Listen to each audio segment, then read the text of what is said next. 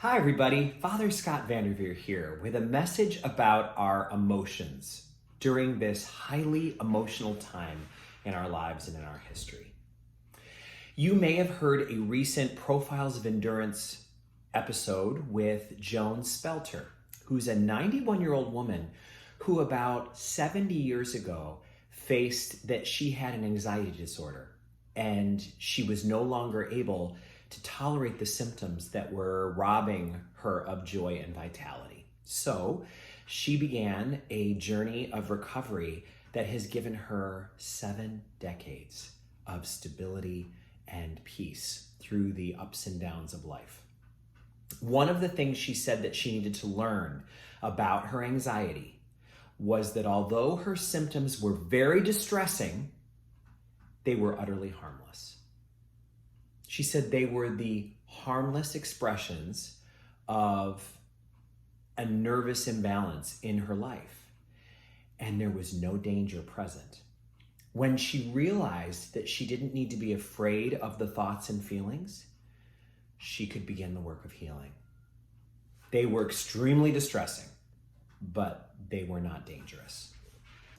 So interestingly, not long after that interview, I saw a podcast with Carla McLaren, who is a researcher and author dealing with the subject of emotions. She's written a new book on anxiety, and she was being interviewed.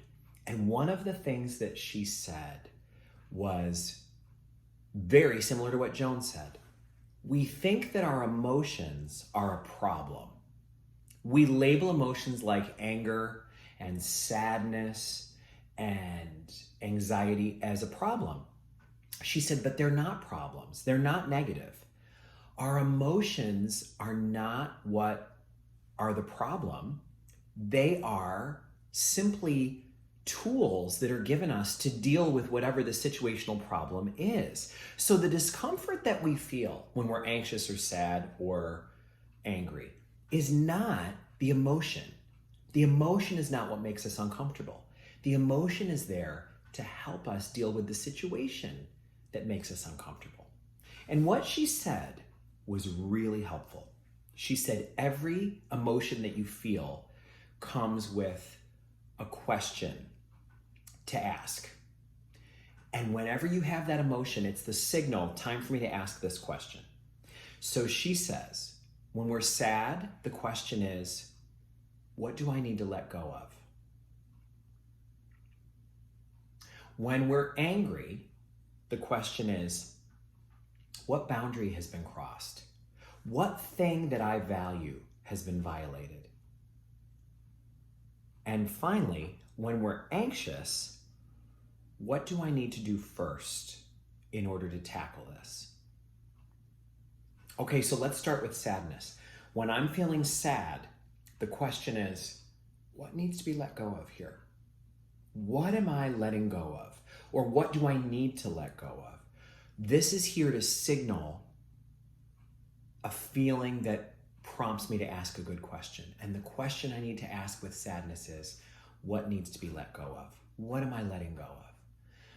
I think that there's been a lot of sadness with coronavirus because we've had to let go of a lot of our traditions and customs and ways of doing things and efficiencies.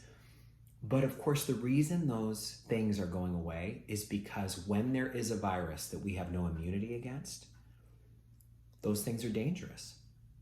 They have the power to hurt us. So something that is perfectly normal during regular times, like eating off of a salad bar, I guess that's always a little risky, but that has become dangerous. We can't do that right now. We can't hold hands with people that are not in our household and not wash our hands. We can't be spending time in large groups breathing the same air indoors as others. We can't do that. And it makes us sad that we can't, that our 4th of July was not like other 4th of Julys, that our Labor Day won't be what we expect, that our vacations have been changed. But we're being encouraged to ask, what do I need to let go of in order to stay safe? Why is this sadness here? To let me know that there is something I need to let go of. How about anger? A lot of us have felt angry during coronavirus. A lot of us have felt a lot of anger. What boundary is being violated? What boundary of mine is being violated? What value of mine is being trampled on? And so for a lot of people, their individual freedoms feel trampled on. And so they feel angry that any organization or body or government or organization would say, you have to do this, or we're taking away your freedom to do this. It makes them angry. Other people feel angry for the opposite reason, because people are claiming their personal freedom over whatever's good for everybody else. So somebody walks into a place and says, hey, the scientists told us that masks are what help keep the droplets from leaving our mouths, and you've decided not to wear a mask. That hurts me. You're violating my boundaries. I want to be able to come to Stewart's just like you do. Other people are saying, I want to be able to come to Stewart's like a free person who isn't told I have to wear a mask. Do you see the anger? One person values the freedom that's being violated, and the other person values their safety, and they feel like that's being violated by another person exercising their freedom, which is being violated by people wanting to have their safety. Wow. If we can start to take that apart, then the emotion has come to teach us there's actually a rational reason for this, and that means we can reason our way through it. We don't need to see the emotion as an intruder. It is a tool, it is a help to work with so that this situation's not so difficult. I thought it was fascinating for her to reveal the one about anxiety. When I am feeling anxiety, the question I need to ask myself is, what needs to get done? And the issue with that is anxiety usually comes on as, oh my gosh, I've got everything, the weight of the world's on my shoulders. The way that anxiety is best coped with is to ask the question, what needs to get done right now? And it is usually a very, very small step. Right now, I need to return that phone call. Right now, I need to make sure that that meeting is rescheduled. Right now, I need to get to the urgent care. Everything else that's not that can wait. Not everything can be urgent. Not everything can be needing our full attention at this moment. Only one thing. So that's a really good way to cope with anxiety. And I think when we hear that, we hear why multitasking can be so dangerous for us. Let me get a bunch of stuff done at once. No wonder that doesn't alleviate anxiety, it even promotes anxiety, because now we're feeling like we have to do many, many things in response to the question, what needs to get done right now? And the answer is always just one thing. Just one thing. So she has a lot more to say, and it all had value. She talked about a lot of different emotions. What does depression have to teach us? What does panic have to offer us? What questions should we ask when we feel depression or panic or rage? But I think focusing on anger and sadness and anxiety is a great place to start, because those seem to me to be the three, the big ones, the triad that we're always dealing with. When I am angry, what value of mine has been violated?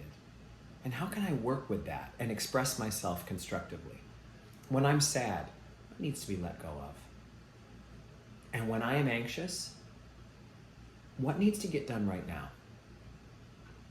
I think those three right there give me so much to work with as a starting point. I don't need to do much more.